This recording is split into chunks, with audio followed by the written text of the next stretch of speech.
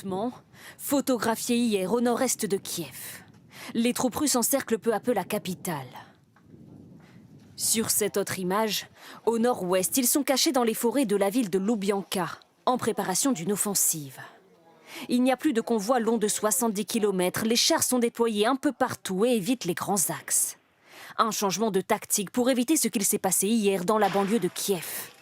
Une colonne de chars russes bombardée, comme on le voit sur ces vidéos diffusées par un groupe nationaliste ukrainien.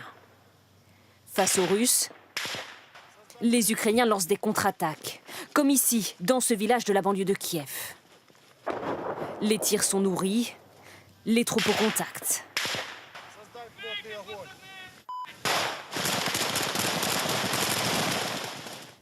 Dans les faubourgs de Kiev, Irpin est devenue une ville fantôme, jonchée de défenses anti-chars.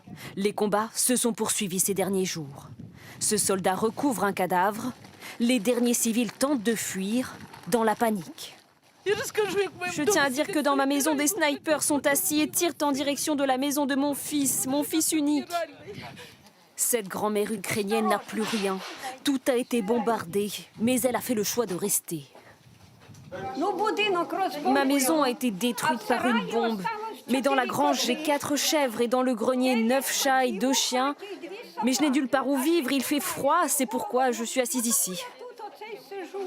Elle vit désormais recluse dans cet abri de fortune, réconfortée par la seule présence de ses animaux.